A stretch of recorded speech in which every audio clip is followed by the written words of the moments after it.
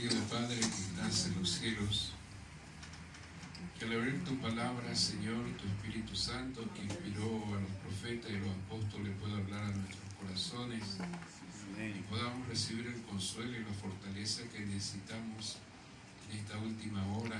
Amén, Señor. Para terminar de proclamar tu evangelio para que Cristo venga pronto a buscarnos. Amén. Bendice a cada hermano presente, bendice nuestras familias. Que tu Espíritu Santo y tus ángeles estén aquí con nosotros, Señor. Amén. Como usted lo ha prometido. Amén.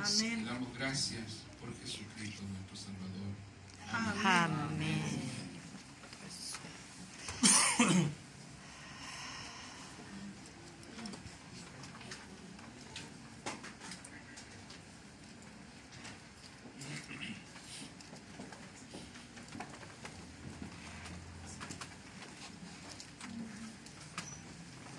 Que la paz del Señor sea con cada uno de nosotros en esta mañana, queridos hermanos. Amén.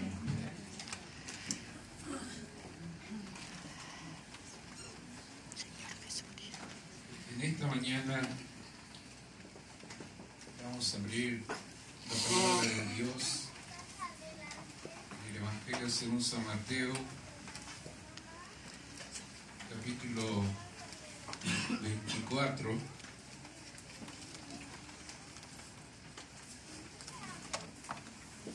Este sermón profético que Cristo dio en Mateo 24 es la manera como Jesús entendía el libro de Daniel y también cómo se desarrolla el libro de Apocalipsis. Ambos libros están aquí en el sermón de Jesús.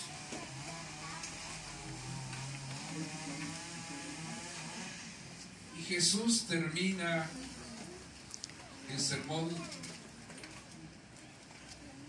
profético allí en Mateo 24:44 diciendo las siguientes palabras: por tanto, también vosotros estad preparados, porque el Hijo del Hombre vendrá a la hora que no pensáis. Y da un ejemplo y dice: ¿quién es pues el siervo fiel y prudente al cual puso su Señor sobre su casa para que les dé alimento a tiempo?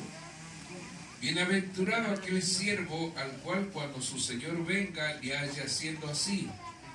De cierto os digo que sobre todos sus bienes le pondrá, pero si aquel siervo malo dijera en su corazón: mi Señor tarda en venir, y comenzare a golpear a sus consiervos, y aún a comer y a beber con los borrachos, vendrá el Señor de aquel siervo el día que no espera y en la hora que no sabe, y lo castigará duramente, y pondrá su parte con los hipócritas.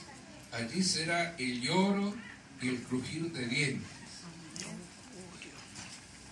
Hermanos, nosotros hoy más que nunca necesitamos estar preparados para la segunda venida de nuestro Señor Jesucristo. Amén.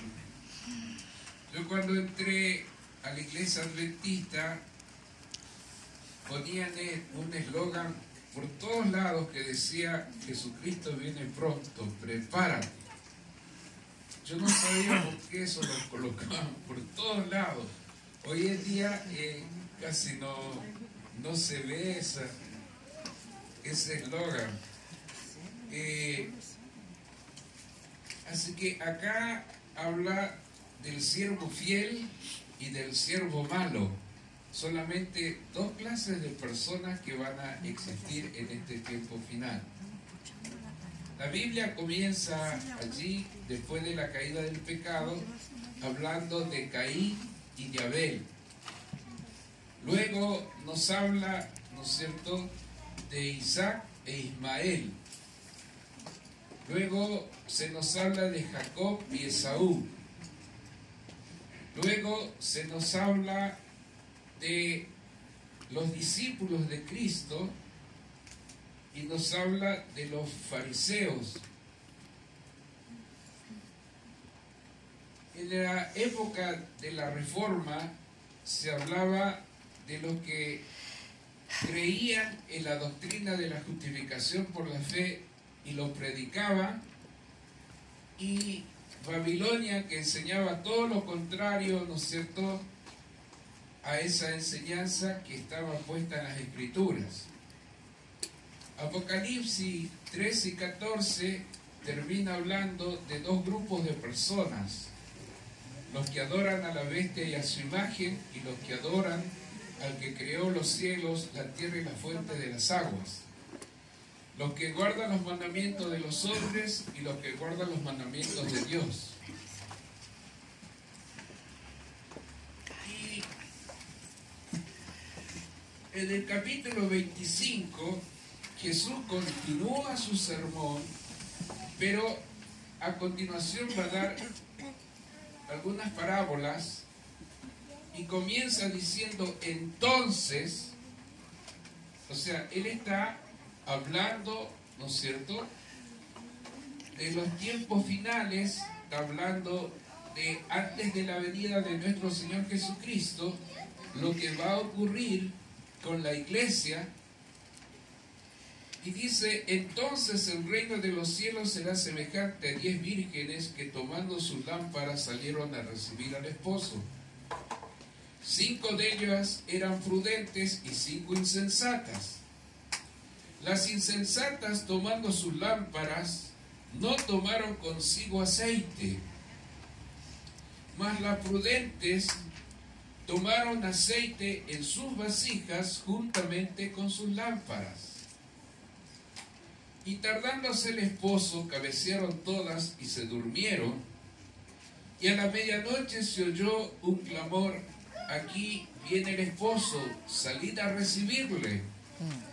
Entonces todas aquellas vírgenes se levantaron y arreglaron sus lámparas, y las insensatas dijeron a las prudentes: danos de vuestro aceite, porque nuestras lámparas se apagan. Mas las prudentes respondieron diciendo: para que no nos falte a nosotras y a vosotras, id más bien a los que venden y comprad para vosotras mismas. Pero mientras ellas iban a comprar, vino el esposo, y las que estaban preparadas entraron con él a las bodas, y se cerró la puerta. Después vinieron también las otras vírgenes diciendo: Señor, Señor, ábrenos.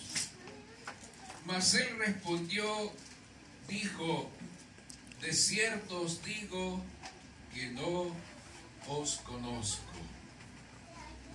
Velad pues, porque no sabéis el día ni la hora en que el Hijo del Hombre ha de venir. Amén.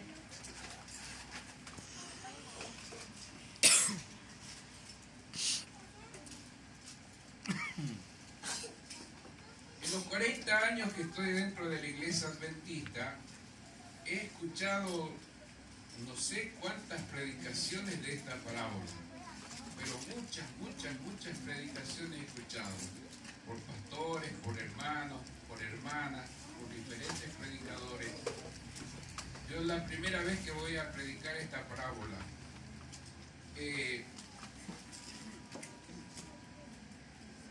En el conflicto de los siglos, Elena G. de White desarrolla esta parábola y lo aplica al movimiento adventista cuando sufrió el chasco. Imagínense ustedes,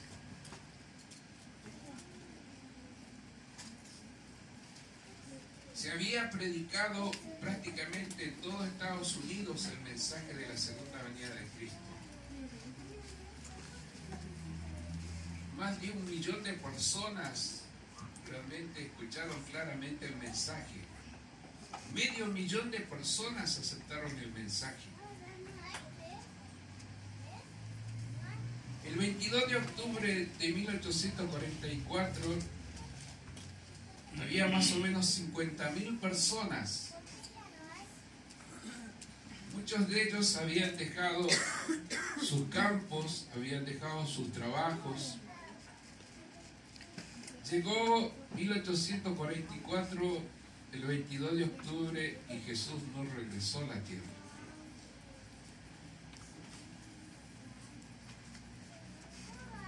Se tardó el esposo.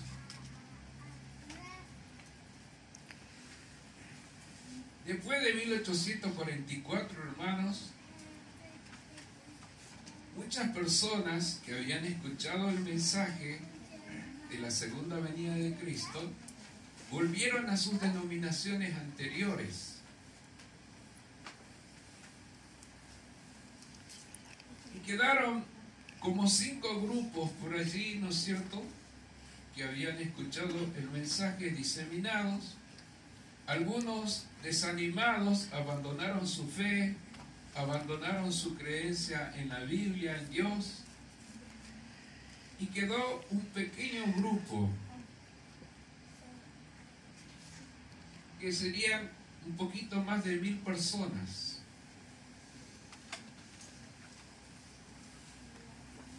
Esos hermanos se reunían a orar y estudiar la palabra de Dios, y Dios les reveló a través del estudio de la palabra de Dios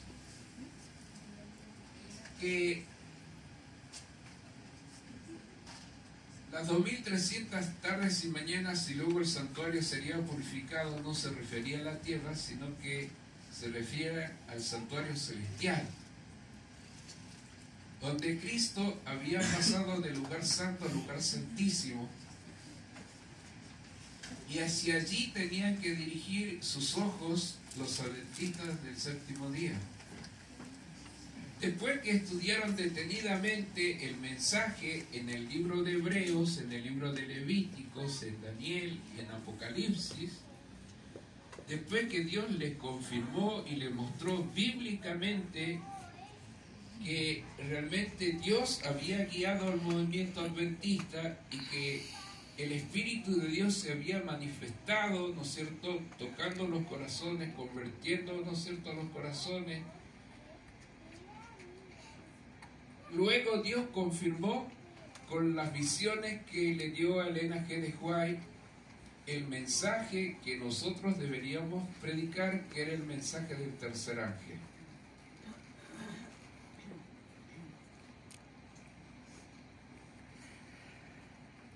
Así que imagínense el zarandeo que hubo en ese momento.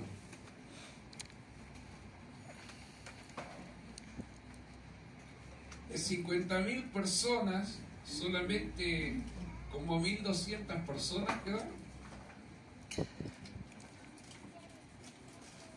Y de allí surgió la Iglesia Adventista del Séptimo Día, que luego en el año 1863 se organizó. Quedaron los otros grupos, también continuaron por un tiempo, luego desaparecieron. Todavía quedan 2 grupos en los Estados Unidos de ese tiempo, pero no crecieron como creció la Iglesia Adventista y se diseminó por todos los países del mundo entero.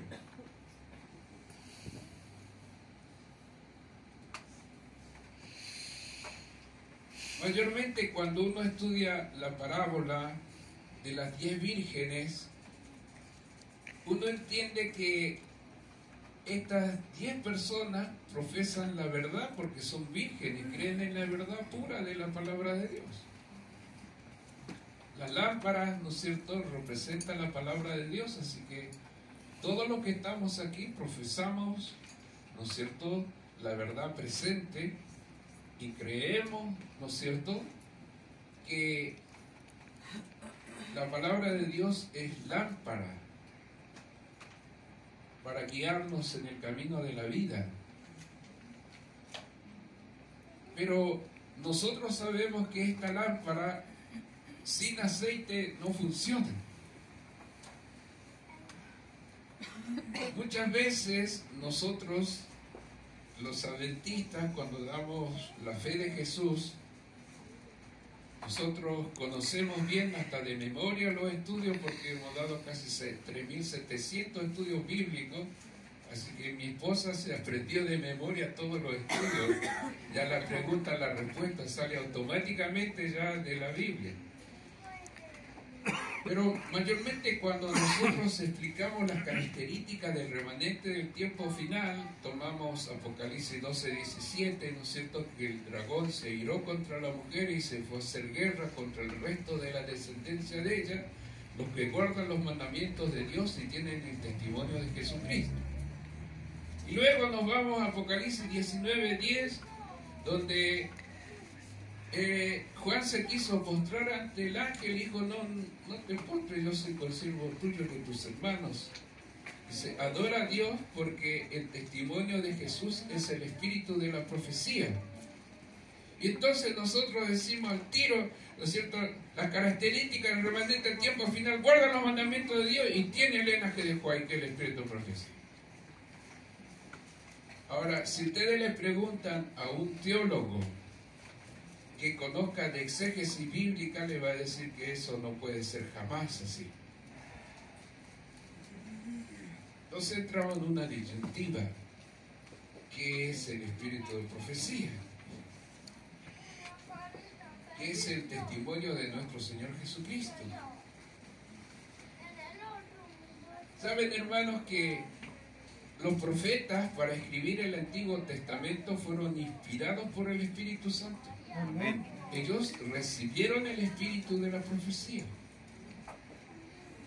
Los apóstoles, para escribir el Nuevo Testamento, recibieron el espíritu de profecía y escribieron el Nuevo Testamento. Amén. Elena G. de White tuvo 2000 visiones y escribió 100.000 páginas. Y para escribir lo que Elena G. de White escribió, tuvo que recibir el espíritu de la profecía y escribió ella, ¿no es cierto?, esas 100.000 páginas. Amén. Ahora, ese mismo espíritu que inspiró a los profetas, a los apóstoles y que inspiró a Elena G. de White, ese mismo espíritu necesitamos usted y yo para comprender las Sagradas Escrituras. Amén, Señor. Porque esta lámpara que tengo acá, que todos tienen, ¿no es cierto?, sin aceite no alumbra a nadie.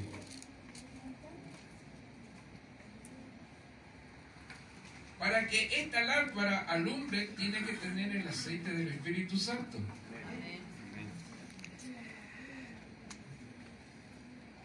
Mayormente, la mayoría de los predicadores, el énfasis está en el aceite, porque el énfasis está en que las vírgenes que no eran prudentes, no llevaron una vasija con aceite. Y las prudentes, aparte de su lámpara, llevaron una vasija con aceite. Y entonces nosotros hacemos todo un desarrollo, ¿no es cierto?, en el tema del Espíritu Santo. Pero déjeme decirle que en la Biblia hay dos textos bíblicos que deben ser lo más terrible que existe en las Escrituras. Uno que dice, pasó la siega, llegó el verano y nosotros no hemos sido salvos.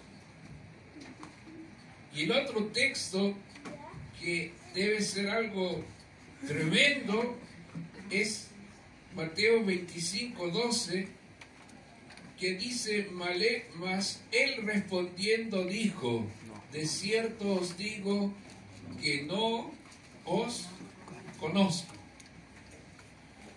Hermano, eso debe ser lo más terrible que nos podría pasar a cualquiera de nosotros, que el Señor nos diga, yo a ustedes no los conozco. Pero ¿cómo, Señor? ¿Cómo no me vas a conocer?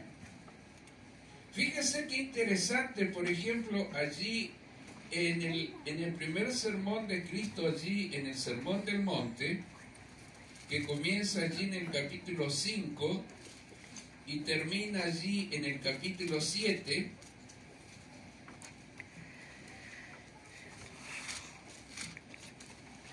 fíjese cómo termina este sermón. Es más o menos similar a la parábola de las 10 vírgenes.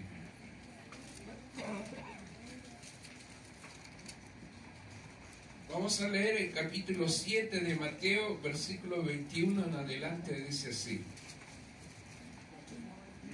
no todo el que me dice Señor, Señor entrará en el reino de los cielos, sino el que hace la voluntad de mi Padre que está en los cielos. Amén. Muchos me dirán en aquel día, Señor, Señor, ¿no profetizamos en tu nombre y en tu nombre echamos fuera demonios y en tu nombre hicimos muchos milagros?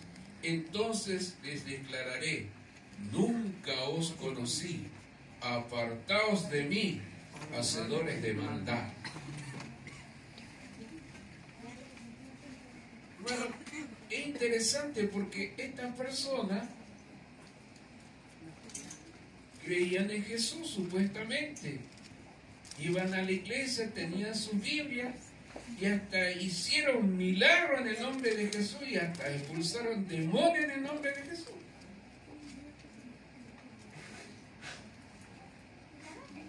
Pero ¿por qué Jesús le dice no os conozco? ¿Por qué le dice hacedores de maldad? Jesús claramente en el versículo 21 dice, no todo el que me dice Señor, Señor entrará en el reino de los cielos, sino el que hace la voluntad de mi Padre entrará en el reino de los cielos. Ahora, ¿dónde está expresada la voluntad de Dios para nosotros? En los 10 mandamientos. Amén. Claramente Dios expresa allí en los 10 mandamientos cuál es su voluntad para cada uno de nosotros. Amén. Si ustedes analizan detenidamente versículo por versículo de los 10 mandamientos, ustedes se van a dar cuenta que la voluntad de Dios para nosotros es que seamos fieles. Amén. Que seamos respetuosos. Sí, Señor. Que honremos, ¿no es cierto?, el nombre de Dios. Que seamos santos, que amemos la vida, que seamos puros, que seamos veraces, que seamos honrados, que tengamos contentamiento. Esa es la voluntad de Dios que está expresada en los 10 mandamientos para cada uno de nosotros. Amén. Dios mío, Señor. Entonces, si una persona entiende que ha sido llamado por Dios para hacer la voluntad de Dios, ¿no es cierto? Entonces la persona, cuando hace la voluntad de Dios, también puede sanar a los enfermos, también puede expulsar a los demonios, también puede predicar, ¿no es cierto?, como las otras personas. Pero las otras personas usaban el nombre de Cristo, haciéndole creer a los demás que eran cristianos, pero en realidad ellos no estaban haciendo la voluntad de Dios, sino que ellos lo que hacían para mostrarle a los demás cuán grandes y maravillosos son ellos. Entonces, hermano, nosotros no estamos aquí para felicitarnos entre nosotros, para glorificarnos a nosotros, sino que Dios nos da su Espíritu Santo para que glorifiquemos a Cristo. Amén. Amén. Allí en San Juan capítulo 16, a partir del versículo 8 en adelante, ustedes van a encontrar que el Espíritu Santo hace 6 cosas. Dice que el Espíritu Santo viene para convencer al mundo de pecado, de justicia y de juicio. Viene para guiarnos a toda la verdad de la palabra de Dios. Viene para enseñarnos las cosas que han de acontecer antes de la segunda venida de Cristo. Y viene para glorificar a Cristo. Amén. O sea, una persona que tiene el Espíritu de Dios va a glorificar a Cristo, va a exaltar a Cristo, Amén. va a levantar a Cristo, va a Amén. predicar a Cristo, y eso demuestra que esa persona está llena del Espíritu Santo. Amén, Señor. Gloria. Por lo tanto, hermanos, nosotros necesitamos comprender, hermano, este punto. Porque únicamente nosotros podemos conocer a Dios de la manera que Dios se ha revelado en las Escrituras. Mire, cuando Lutero empezó a estudiar las Sagradas Escrituras, en la iglesia oficial tenían 5 maneras de interpretar las Escrituras. Lutero propuso una nueva manera de interpretar las Escrituras e hizo un exégesis de la palabra de Dios que hasta el día de hoy sirve como ejemplo a los más grandes estudiosos de las Sagradas Escrituras. Y él propuso la siguiente manera de interpretar las Sagradas Escrituras. No les voy a explicar cuál es la manera que la Asociación General emplea, ni la cantidad de libros que se han escrito en los últimos tiempos.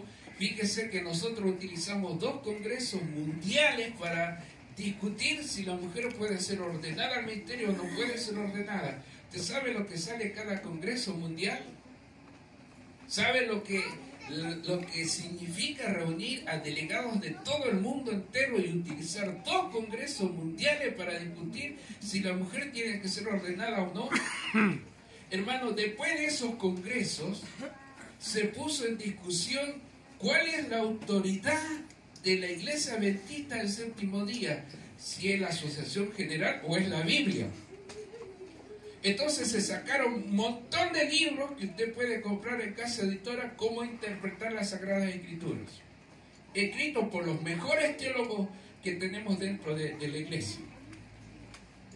No les voy a nombrar las propuestas que hacen esos libros, solamente les voy a decir cuál es lo que propuso Lutero.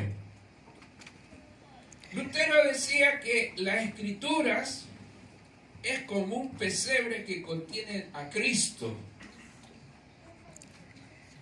basado en San Juan 5:39, donde Jesús le dice a los judíos: escudriñad las Escrituras, porque a vosotros os parece que en ellas tenéis la vida eterna, mas ellas son las que dan testimonio de mí. Amén. Y está hablando del Antiguo Testamento, todavía no se había escrito el Nuevo Testamento. Amén. Y el 40 dice: y no queréis venir a mí para que tengáis vida.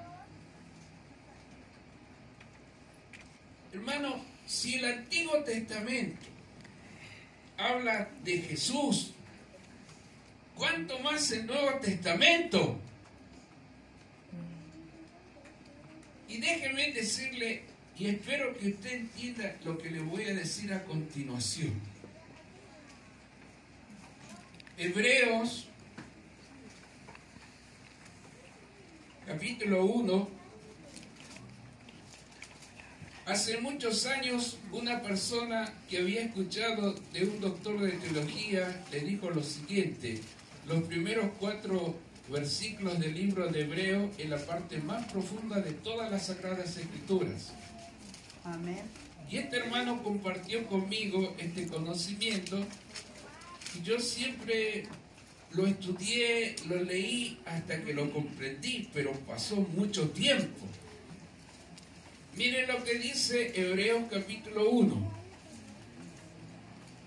Dios, habiendo hablado muchas veces y de muchas maneras en otro tiempo a los padres por los profetas, en estos postreros días nos ha hablado por el Hijo, a quien constituyó heredero de todo y por quien asimismo hizo el universo, el cual, siendo el resplandor de su gloria y la imagen misma de su sustancia, y quien sustenta todas las cosas con la palabra de su poder, habiendo efectuado la purificación de nuestros pecados por medio de sí mismo, se sentó a la diestra de la majestad de las alturas, hecho tanto superior a los ángeles, cuanto heredó más excelente nombre que ellos.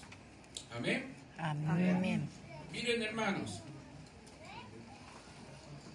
Dios habló muchas veces, de muchas maneras, a través de Moisés,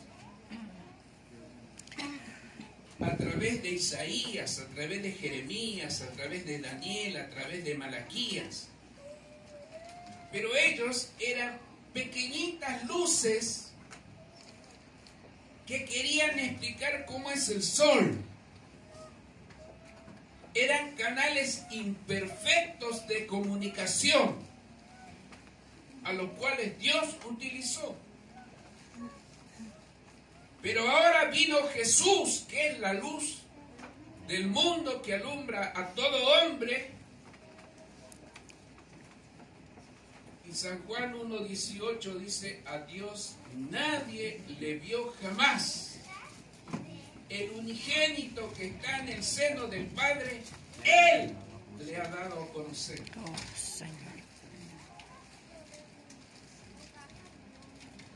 O sea que al estudiar las Escrituras, usted va a encontrar a Cristo en todas las Escrituras, desde el primer versículo de Génesis 1:1 hasta el último versículo del libro de Apocalipsis.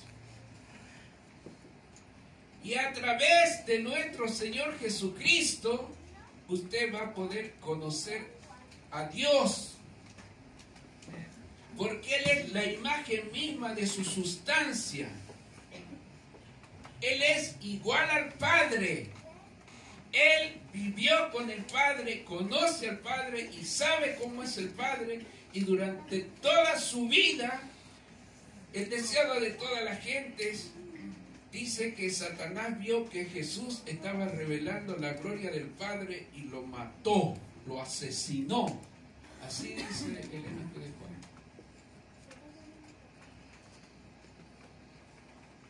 Hermano querido, miren, yo no tengo mucho tiempo para leerle muchos versículos, yo simplemente le nombro para continuar con el tema, para concluir con el mensaje.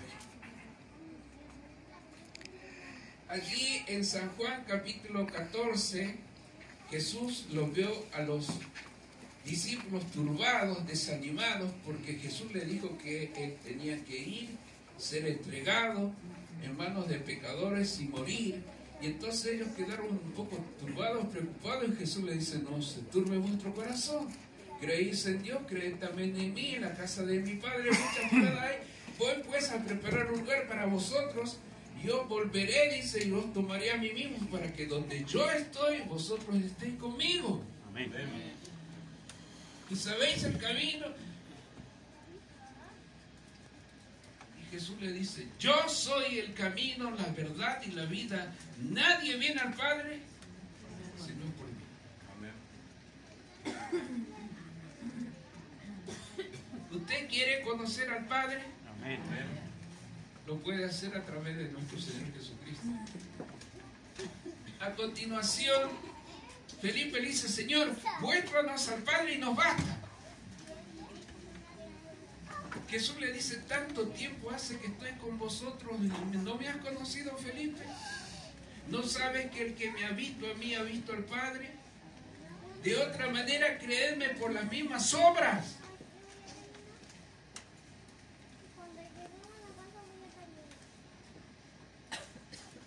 San Juan capítulo 17.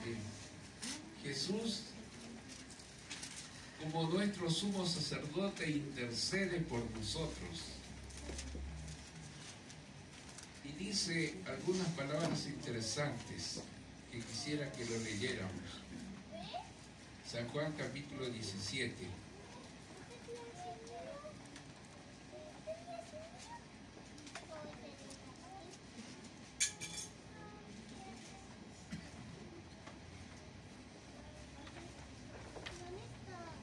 Estas cosas habló Jesús, levantando los ojos al cielo, dijo, Padre, la hora ha llegado.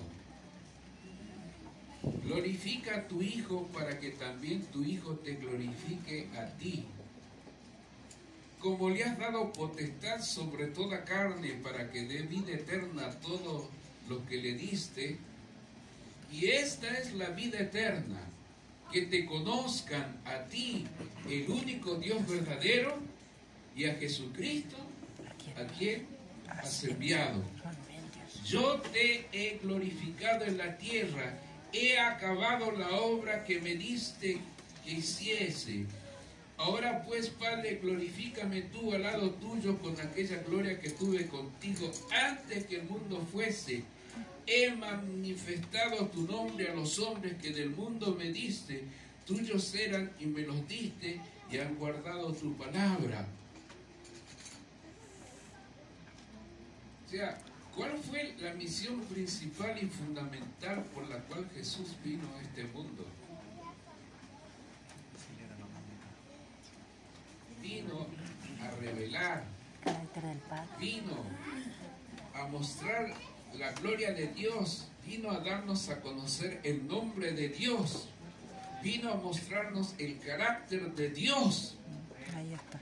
Esa fue la primera y fundamental obra por la cual Jesús vino a este mundo. Que Dios es amor. El primer capítulo del deseado de toda la gente y el primer capítulo del camino a Cristo son las cosas más hermosas que usted va a leer. Dice que Cristo estaba revelando la gloria de Dios ante el universo. O sea, los ángeles no caídos, los querubines, los serafines, ellos mismos no tenían un concepto acabado acerca del carácter de Dios. Ellos, para saber cómo es Dios, tenían que contemplar a nuestro Señor Jesucristo. Y fíjense lo que dicen los últimos versículos del capítulo 17. Padre justo, el mundo no te ha conocido, pero yo te he conocido y estos han conocido que tú me enviaste, y les he dado a conocer tu nombre y lo daré a conocer aún, para que el amor con que me has amado esté en ellos y yo en ellos.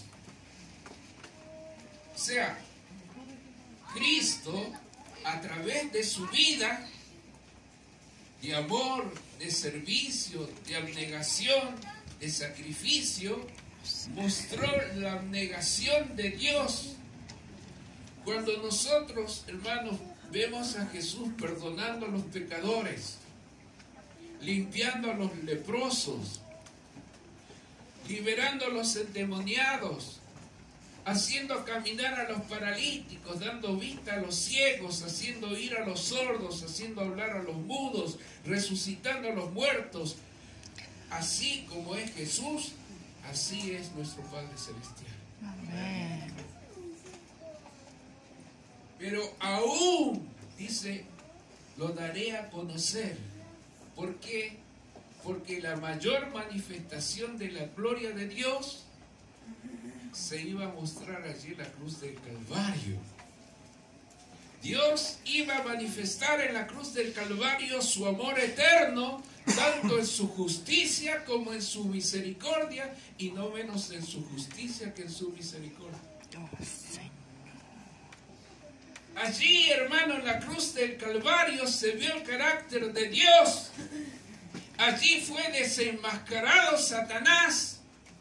Allí se vio que Satanás es el autor del pecado homicida y mentiroso desde el principio. Allí se rompió todo afecto que podían tener los ángeles no caídos con los ángeles caídos. Elena G. de White dice que a partir de la cruz del Calvario los ángeles se propusieron nunca más dejar entrar a Satanás al cielo como representante de este mundo. Porque se vio el carácter del enemigo, pero también se vio el carácter de Dios. Dios mostró allí en la cruz del Calvario que Dios nos ama a cada uno de nosotros con un amor más fuerte que la misma muerte. Y allí en la cruz del Calvario Dios mostró que Dios odia el pecado con un odio más fuerte que la misma muerte. Porque el pecado es contrario al carácter de Dios, que es santo. Y donde quiera que el pecado se encuentre, Dios es fuego consumidor. Esta mañana estábamos leyendo con mi esposa Isaías 33.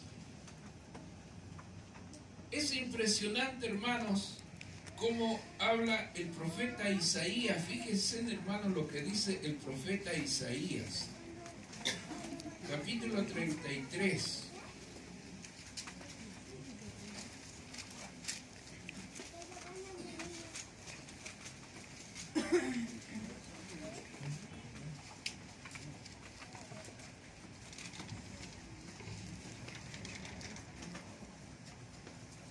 Versículo 14.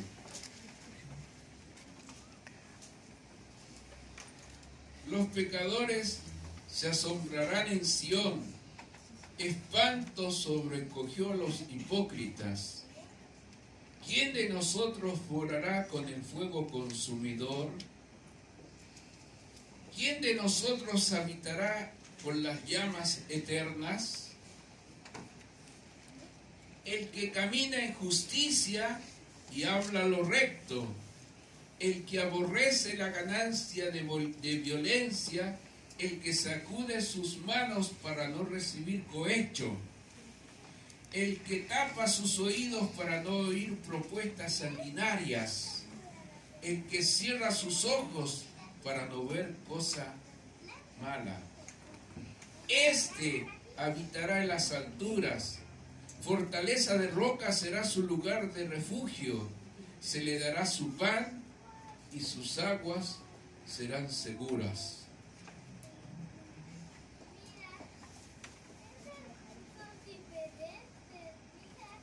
La gloria de Dios, hermanos,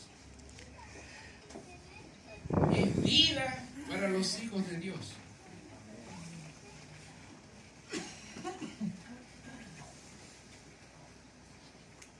Pero para los pecadores dice que es fuego consumidor.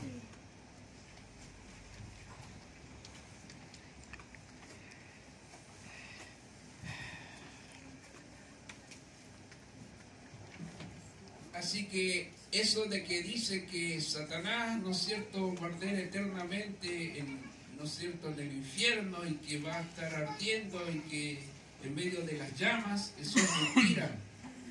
Los que van a morar en medio del fuego resplandeciente y de la gloria de Dios son los hijos de Dios. Amén. Porque la gloria de Dios es vida para nosotros, pero es destrucción para los pecadores.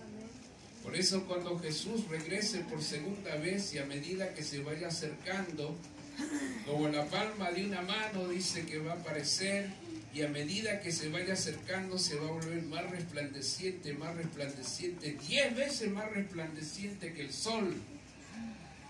Y dice que los capitanes, los reyes, ¿no es cierto?, los que hicieron lo malo van a decir a las peñas y a los montes, caed sobre nosotros y escondednos de aquel que viene en la nube de los cielos. Porque ¿quién podrá soportar, dice, su venida? Y allí comienza el capítulo 7 de Apocalipsis, dice que los que fueron sellados, ¿no es cierto?, con el Espíritu Santo, esos son los que van a poder contemplar la segunda venida de nuestro Señor Jesucristo.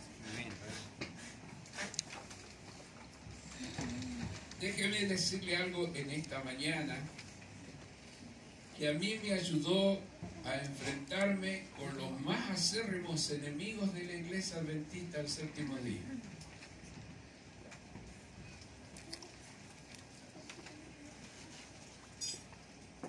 La mayor revelación que Dios ha hecho de sí mismo es la persona de nuestro Señor Jesucristo. No existe ninguna revelación, escuche bien, pasada, presente, ni futura, que pueda superar a la revelación que Dios ha hecho de sí mismo en la persona de Jesús.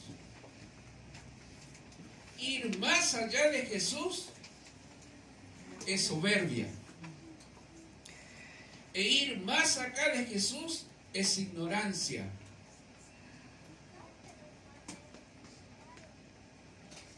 Un día Elena G. de White fue llevada al cielo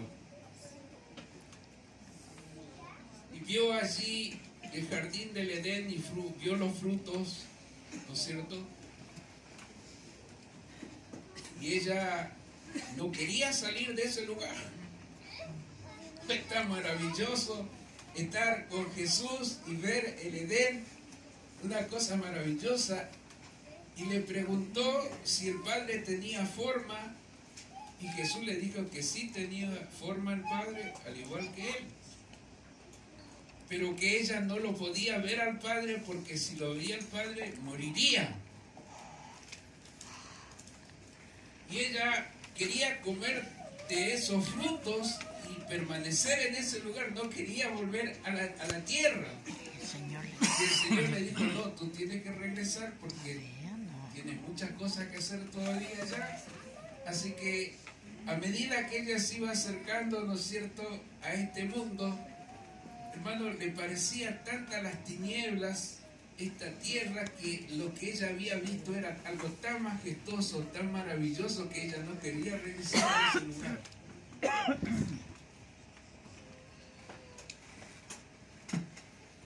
Y saben, hermanos, que a pesar de que cuando uno lee las Escrituras, por ejemplo, allí en Éxodo 34, cuando Dios le mostró su gloria a Moisés, porque Moisés le dijo, Señor, muéstrame tu gloria. Y le dijo, yo haré pasar todo mi bien delante de ti. Y fíjense, lo vamos a leer, hermanos, allí en Éxodo capítulo 34. Y de paso, hermanos, Elena Guay dice que también nosotros podemos decirle al Señor, Señor, muéstrame tu gloria, que el Señor nos va a mostrar su gloria, hermano, a Amén. nosotros.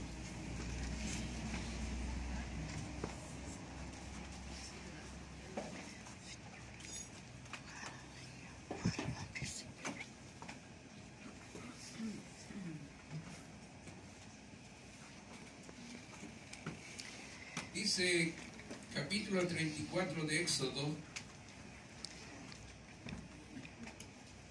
versículo 5, y Jehová descendió en la nube y estuvo allí con él proclamando el nombre de Jehová.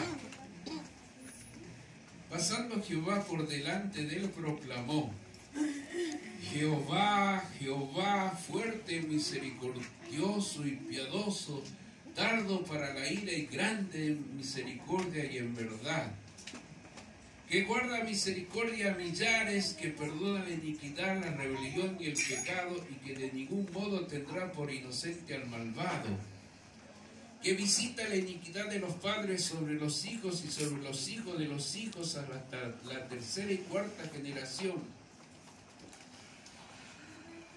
Entonces Moisés, apresurándose, bajó la cabeza hacia el suelo y adoró.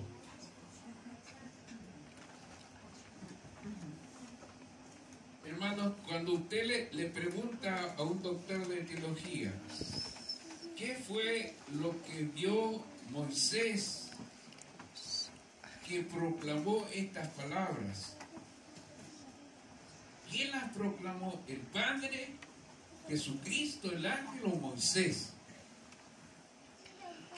¿Qué parte vio Moisés? ¿Le vio la espalda? ¿Le vio el hombro, el pie, la mano, la cabeza? ¿Qué es lo que vislumbró que proclamó estas palabras? Gracias a Dios tenemos el auxilio del espíritu de profecía. Dice que Dios le mostró el Calvario a Moisés. Esa es la gloria de Dios que vislumbró Moisés. Él vio allí, ¿no es cierto?, a Dios que se hizo hombre colgando en la cruz del Calvario. Y ahora escuche bien y vuelva a leer estos textos bíblicos.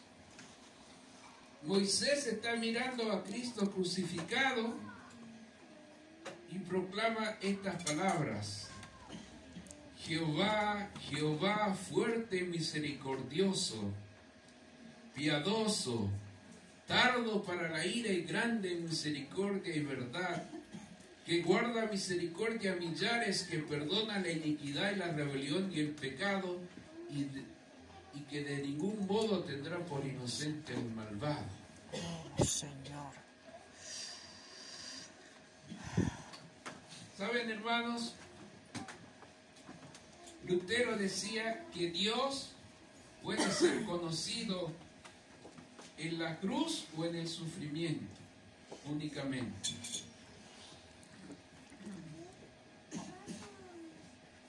Cuando una persona conoce de manera personal a Dios, ¿cómo se produce ese milagro? Efesios capítulo 1, fíjese lo que dice, cómo nosotros podemos ser bautizados con el Espíritu Santo y cómo nosotros podemos, ¿no es cierto?, permanecer con nuestras lámparas encendidas y cómo podemos hacer provisión en nuestras vasijas con aceite para que en estos tiempos finales donde todos estamos cabeceando, nosotros podamos, cuando digan, y aquí viene el esposo, y salgamos a recibirle y vayamos con él para vivir para siempre. Amén. Efesios capítulo 1, versículo 13 y 14 dice así la palabra del Señor. En él también vosotros, habiendo oído la palabra de verdad, el evangelio de vuestra salvación, y habiendo creído en él, fuisteis sellados con el Espíritu Santo de la promesa, que es las arras de vuestra herencia, hasta la redención de la posesión adquirida para alabanza de su gloria. O sea, una persona que oyó el evangelio de nuestro Señor Jesucristo, que creyó en el evangelio de nuestro Señor Jesucristo, es sellado con el Espíritu Santo de la promesa. Amén. Y tiene una garantía, un anticipo de la vida eterna. Y aquí y ahora nosotros podemos empezar a gustar el cielo si vivimos con Jesús todos los días. Amén. Déjeme decirle, hermano, que si los adventistas del séptimo día no somos felices, es porque no hemos entendido que el privilegio más grande que Dios nos ha dado a la última generación es que por la fe en la vida perfecta de nuestro Señor Jesucristo y en su sangre plenamente expiatoria, nosotros podemos entrar al santuario celestial, al lugar santísimo, y estar en comunión íntima y personal con Dios, como la tuvo Jesús cuando vivió aquí en esta tierra. Oh Señor, mi Dios, Padre. Ese privilegio, hermanos, hace que nosotros dediquemos la primera hora del día a estar a solas con el Señor. Y encontramos placer en orar, en estudiar la palabra de Dios, en cantarle y en servirle al Señor. Pero si nosotros no sentimos ese placer y ese gozo, es porque nosotros, hermanos, aquí en el libro Palabras de Vida del Gran Maestro, donde se desarrollan todas las parábolas, ¿no es cierto?, de nuestro Señor Jesucristo, el último capítulo desarrolla la parábola de las 10 vírgenes. El G. de Juárez dice que las vírgenes insensatas no conocían a Dios. Por lo tanto, no sabían cómo mirar y cómo vivir, y su religión degeneraba en un formalismo, algo mecánico, ¿no es cierto? Algo, soy de una religión, en vez de ser bautista, pentecostal, soy adventista del séptimo día. Pero no existe ninguna diferencia entre yo y las demás personas que viven en el mundo. La diferencia es que yo vengo los sábados a la iglesia y el vecino no viene. Pero hermano, la diferencia, lo que nos tendría que diferenciar a nosotros del resto de la humanidad, es que nosotros amamos. Amén. Nosotros servimos.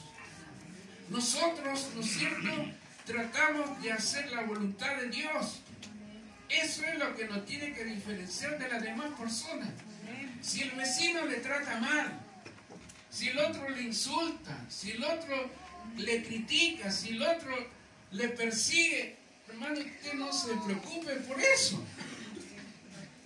Ore por sus enemigos y haga bien a los que pueda. En lo que concierne a nosotros, dice, estad en paz con todos, dice el apóstol.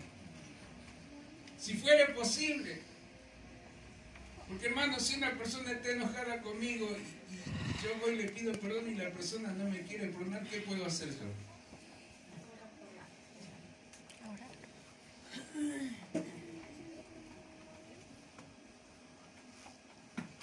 Miren hermanos, nosotros los adventistas séptimo día,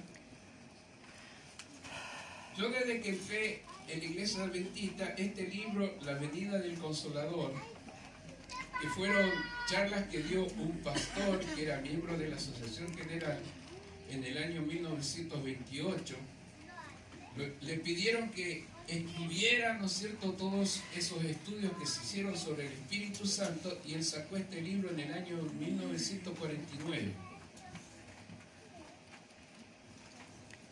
Y durante más de 50 años prácticamente fue el único libro que los adventistas tenemos acerca del Espíritu Santo.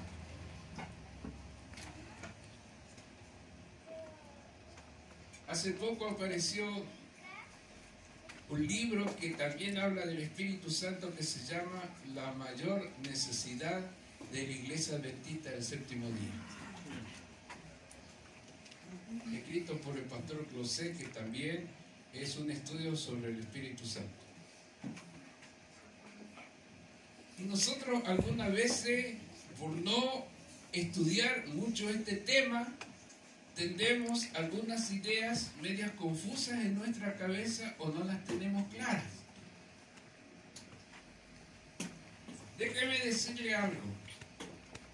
Cuando Jesús murió, resucitó y ascendió a los cielos después de 40 días,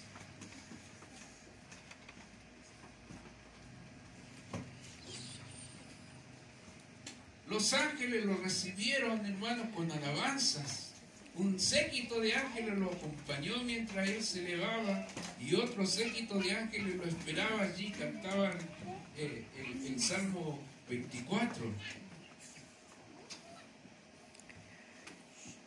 ¿Quién es este Rey de Gloria? Jehová de los ejércitos, el poderoso en batalla, decían los ángeles que lo recibían, que lo acompañaban a Jesús, respondiendo a lo que los otros ángeles decían. Y saben, hermano, cuando Jesús entró, los ángeles quisieron adorar a Jesús. Jesús se acercó al Padre y Jesús le dijo: Padre, si tu justicia está satisfecha, quiero que donde yo estoy, ellos estén conmigo. Amén. El Padre le dijo: la justicia está satisfecha. Amén. Y Jesús pidió el don más preciado del cielo para su pueblo. Esto está descrito en Apocalipsis capítulo 4 y 5. Y envió a su Santo Espíritu en Pentecostés. Y el Espíritu Santo vino con la plenitud de la deidad, como el representante de Cristo, como el vicario de Cristo, y desde ese momento hasta el día de hoy el Espíritu Santo no se ha movido de la tierra. Muchas veces dicen: no, pero Jesús va a dejar de interceder y vamos a vivir un tiempo sin intercesor. ¿Y qué va a pasar con nosotros? Miren lo que dice Jesús en el Evangelio según San Juan.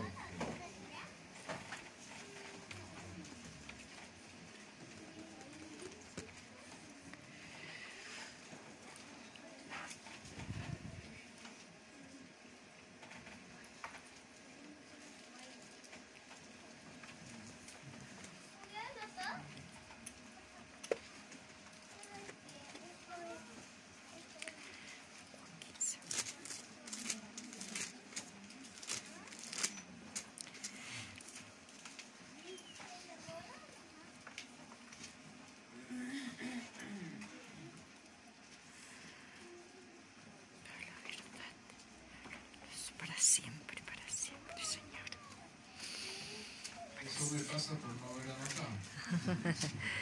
Fíjese 14:16. Sí. Jesús le dice que conviene que él se vaya porque si él no se fuera el consolador no vendría. Sí. Versículo 16 dice, y yo rogaré al Padre y os dará otro consolador para que esté con vosotros para siempre. Hermanos, no importa que Cristo deje de interceder en el santuario celestial y se quite su vestidura de sumo sacerdote y se vista como Rey de Reyes y Señor de Señores para venir a buscar a su pueblo. El Espíritu Santo va a estar con nosotros siempre. Y los ángeles nos van a proteger. Miren, hay escritos de Elena que dejó ahí que dice que cada uno de nosotros tiene un ángel que nos custodia y que después nosotros vamos a conocer a nuestro ángel personal. Pero dice que en este tiempo final van a haber, así como estaban las vírgenes prudentes e insensatas, va a haber un grupo de adventistas que son indiferentes, que no van a dedicar tiempo a estudiar la palabra de Dios, a orar, a prepararse para la segunda venida de Cristo. Y va a llegar un momento, hermano, en que Dios va a dar la orden, dejadlos.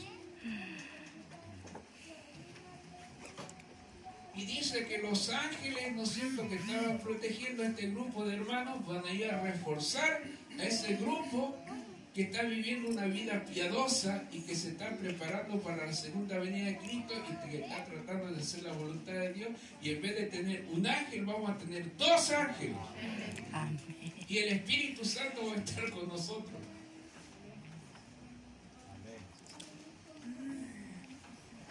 Hermano querido, nosotros, hermanos, tenemos toda la plenitud del Espíritu Santo a nuestra disposición. Oh, Señor.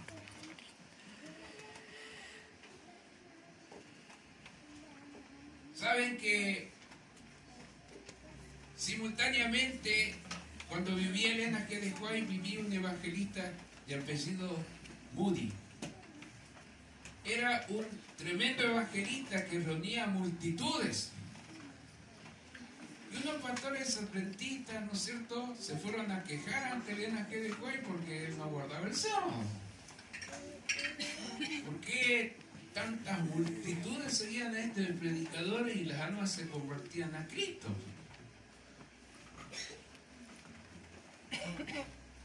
Dijeron, ¿qué acaso Moody tiene el monopolio del Espíritu Santo? No, dijo. Lo que pasa es que el Espíritu Santo tiene el monopolio de Moody. Preguntémonos a nosotros mismos y seamos sinceros, hermanos.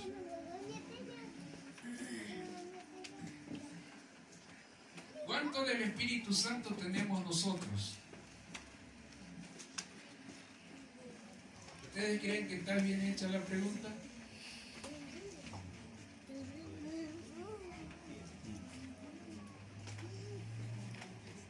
Dice que Dios nos da su Espíritu Santo por medida. La pregunta no es ¿cuánto tengo yo del Espíritu Santo? La pregunta es ¿cuánto tiene el Espíritu Santo de mí? Si yo estoy dispuesto a ser utilizado por el Señor en este tiempo final, hermanos. Miren,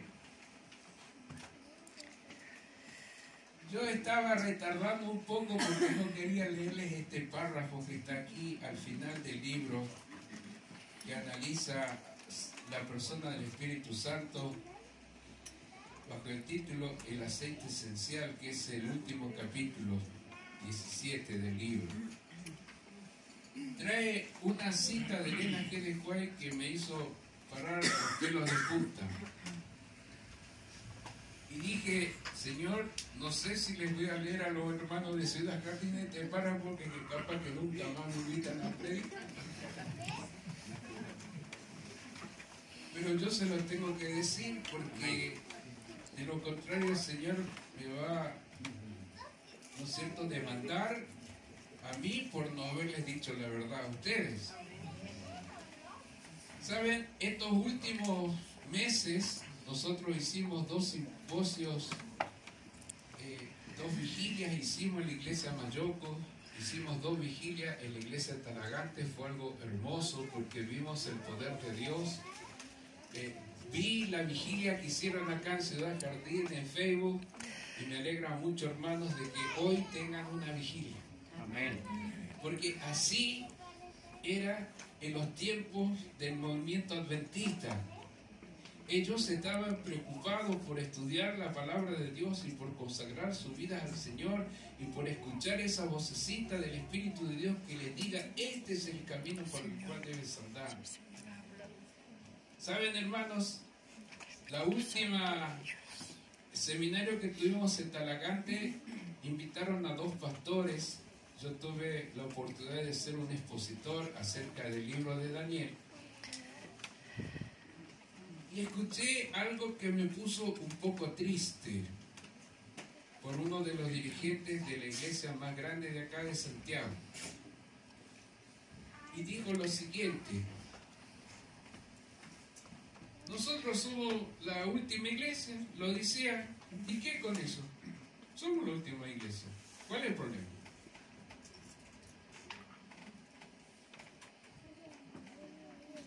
Escuchen bien lo que dice en la página 282 del libro La Venida del Consolador. Es una cita de Elena G. de Quay que está en la Revian Herald del 19 de agosto de 1890. Con frecuencia se me llama la atención a la parábola de las 10 vírgenes. Con frecuencia. 5 de las cuales eran sabias y 5 necias. Esta parábola se ha cumplido y se cumplirá al pie de la letra. Así como ocurrió, ¿no es cierto?, en el movimiento adventista y en el chasco, que ella lo aplica, esta parábola, dice que en el tiempo final se va a volver a cumplir de una manera exacta. Y lo mismo que el mensaje del tercer ángel se ha cumplido y continuará siendo verdad presente hasta el fin del tiempo. Escuche bien, el mensaje del tercer ángel, la verdad presente hasta el tiempo final. En la parábola, las 10 vírgenes tenían lámparas, pero solamente 5 de ellas poseían el aceite de reserva que mantendría sus lámparas ardiendo. Esto representa la condición de la iglesia. Los sabios y los necios tienen sus Biblias y han sido provistos con todos los medios de la gracia. Pero muchos no aprecian el hecho de que deben tener la unción celestial. La expresión vírgenes necias representa el carácter de aquellos que no han experimentado en sus corazones la obra genuina del Espíritu de Dios. La venida de Cristo no cambia a las vírgenes necias en vírgenes sabias. Y escuchen bien este párrafo, hermanos. La condición de la iglesia representada por las vírgenes necias se expresa también haciendo referencia a ella como a la Odisea.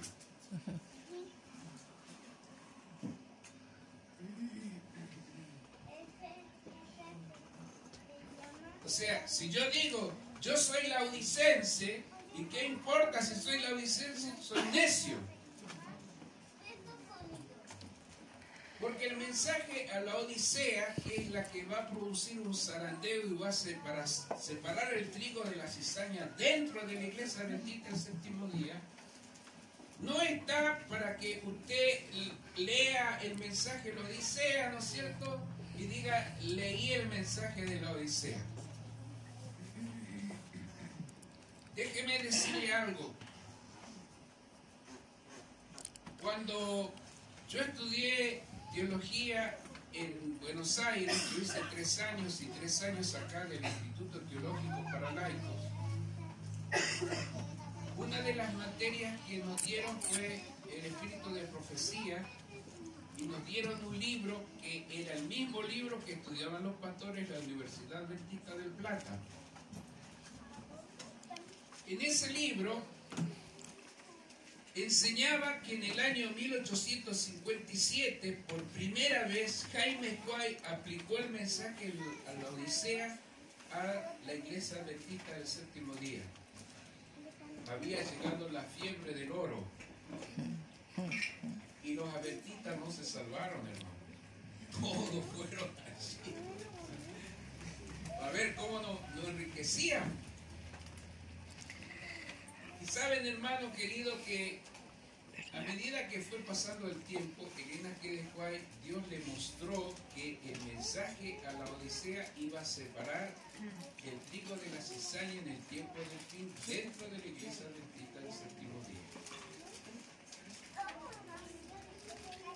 Y ella no dice todos los adventistas son odicenses, ella nunca dice, emplea esa palabra. Ella dice la mayoría de los que profesan esperar la venida de Cristo están en una condición laodicense. Lo dice todo. Ahora, hermanos, déjenme decirle, cuando uno lee el mensaje de la Odisea, es como una carta personal que Dios le manda de manera personal a cada adventista del séptimo día. Es como que su papá le escribiera una carta personal a usted. Y como su papá le va a decir la verdad y le va a aconsejar. Usted le va a decir a su papá, papá, yo soy rico, me he enriquecido, no tengo necesidad de ninguna cosa, nosotros tenemos la verdad absoluta, tenemos las 28 creencias fundamentales, somos la remanente, somos la iglesia verdadera, tenemos como 10.000 colegios, universidades, colegios, tenemos más de 1.500 clínicas, hospitales, dispensarios, tenemos más de 40 fábricas de alimentos, tenemos más de 65 casas editoras, somos consideradas entre las 3 mejores organizaciones que existen en el mundo entero, somos una de las iglesias más ricas de la tierra, Señor. Y papá, como te ama mucho, te va a decir, Hijo. porque tú dices, yo soy rico y me he enriquecido y no tengo necesidad de ninguna cosa, pero no sabes tú que tú eres un desventurado, miserable, pobre, ciego y desnudo. Ahora, el papá le da el consejo al hijo, no lo hace con el propósito de dañarlo, no lo hace con el propósito de desanimarlo, simplemente lo hace con el amor de un padre que no quiere que su hijo se pierda y le da el remedio. Fíjense, hermano, el remedio que Dios nos ofrece a la iglesia del tiempo final, allí en Apocalipsis capítulo 3. Y con esto vamos a concluir.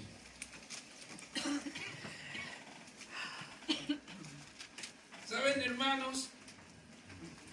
Aquí está el remanente en las 7 iglesias. En los 7 sellos, el remanente son los que son sellados. En las 7 trompetas, el remanente son los que aceptan el Antiguo y el Nuevo Testamento como su única regla de fe y justicia y testifican de la segunda venida de nuestro Señor Jesucristo. Y allí en Apocalipsis capítulo 14, los primeros 5 versículos describen a los que predican el mensaje del primero, del segundo y del tercer ángel. Y el remanente aquí en la séptima iglesia está en estas palabras. Yo tuve la oportunidad, hermanos, de leer muchos libros y en casa editora un día encontré un libro que llevaba por título La iglesia de la Odisea, escrito por el pastor Thomas Davis, pero estaba en inglés, yo no sé inglés. Entonces le dije a Jorge Torreblanca, que fue el pastor que me dio los estudios, le digo, ¿puedo llevar este libro porque hay una hermana que es profesora de inglés, le voy a decir que me lo traduzca al castellano. Y la hermana lo tradujo al castellano y yo lo tengo al libro traducido al castellano por una hermana de la iglesia. Y entonces aquí en el versículo 19 dice: yo reprendo y castigo a todos los que amo, sé pues celoso y arrepiéntete. Y allí en el libro el pastor Thomas Davis dice que la Biblia utiliza varias palabras para hablar acerca del amor. Por ejemplo, ágape se refiere al amor divino, al amor puro. Filos se refiere al amor filial, al amor familiar. Y eros se refiere al amor de la pareja, al amor sensual. Pero acá utiliza una palabra para hablar del amor en el original que es storge. Y este texto bíblico solamente se utiliza 2 veces en toda la Biblia. La primera vez que se utiliza es para hablar acerca del amor que el Padre tiene por nuestro Señor Jesucristo. Y la segunda vez que se emplea esa palabra es para hablar del amor que el Padre tiene por nosotros, la iglesia del tiempo final. Dios nos ama como ama a Jesús. Amén. Y no quiere que ninguno de nosotros nos perdamos. Y Dios nos dio el remedio allí, ¿no es cierto? El 19. En el versículo 18. Por tanto, yo te aconsejo que de mí compres oro refinado en fuego para que seas rico. Elena G. de White dice que representa la fe que obra por el amor y purifica el alma. Esa es la fe que nosotros necesitamos. Vestiduras blancas para vestirte y que no se descubra la vergüenza de tu desnudez. Ella claramente dice que las vestiduras blancas representan la justicia de Cristo que nos es imputada y que nos es impartida.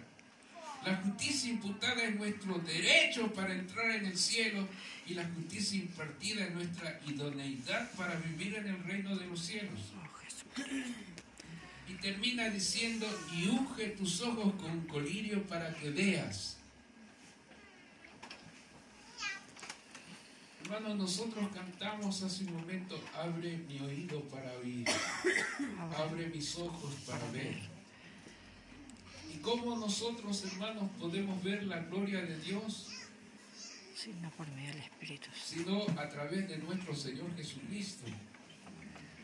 ¿Cómo nosotros podemos conocer la profundidad del amor si no es por el Espíritu Santo que escudriña hasta lo profundo de Dios? Amén.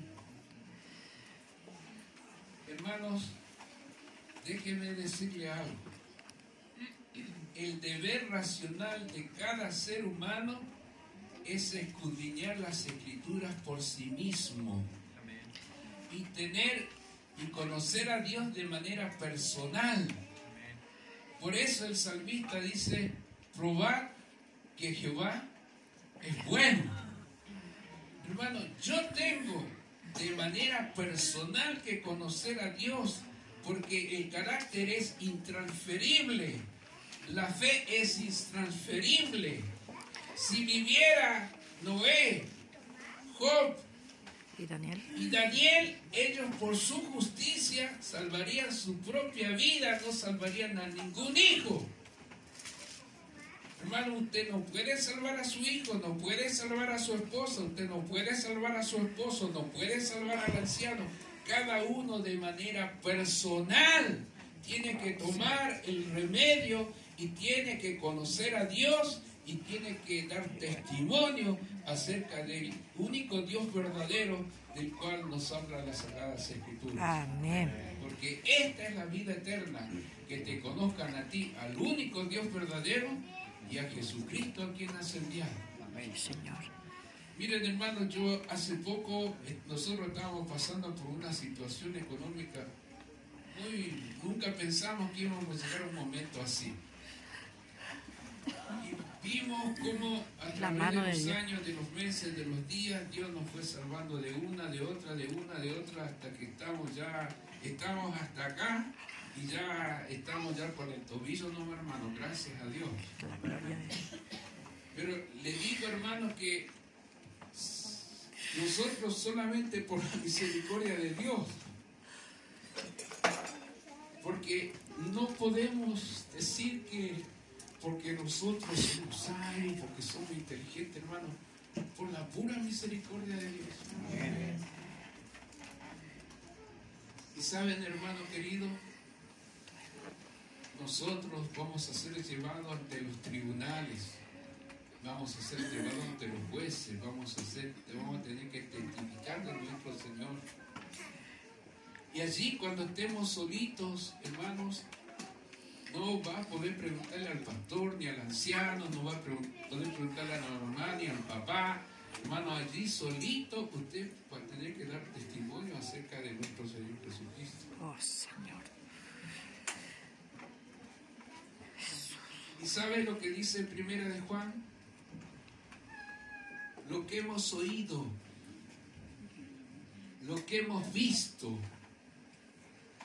lo que hemos palpado, eso os testificamos. Ese privilegio, hermano, tenemos cada uno de nosotros.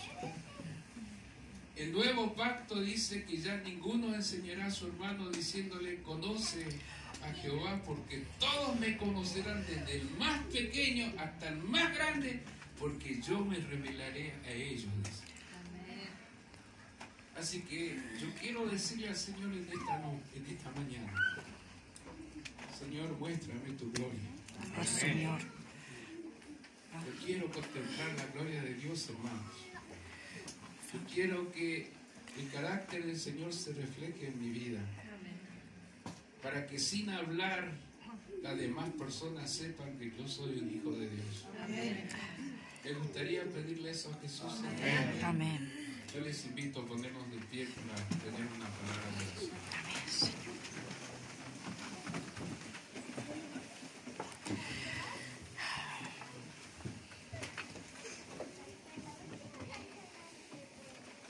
Querido Padre que estás en los cielos, te alabamos, te damos gracias, Señor, por el consejo que usted nos ha dejado en su palabra. Gracias, Señor, porque usted, conociendo la verdad, nos advierte que las 10 vírgenes que profesan la verdad y esperan la segunda venida de Cristo, todas tienen lámparas. Señor. Todos aquí tenemos nuestras Biblias, Señor. Pero dice que las prudentes llevaron aceite en sus vasijas. Hicieron provisión, Señor, para que si el esposo se tardare, ellas puedan, Señor, escuchar cuando el esposo dice salid a recibirle, y ellas salieron y recibieron al esposo y entraron con él para estar para siempre con él.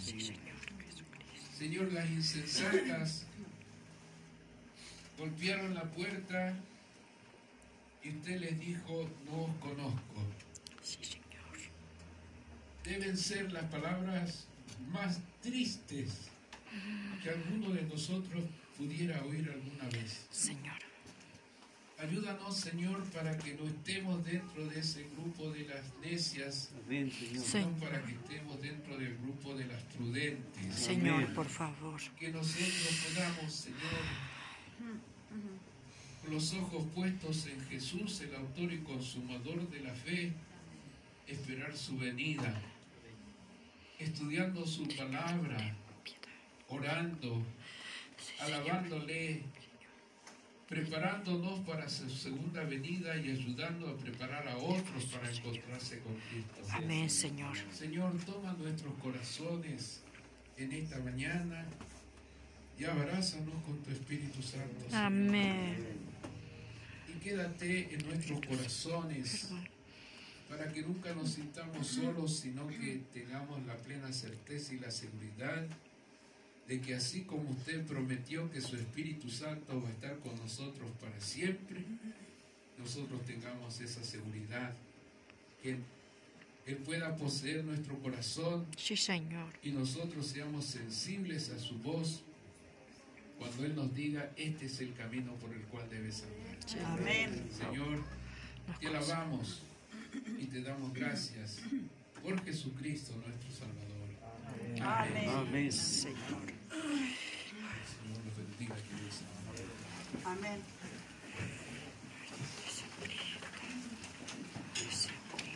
Amén.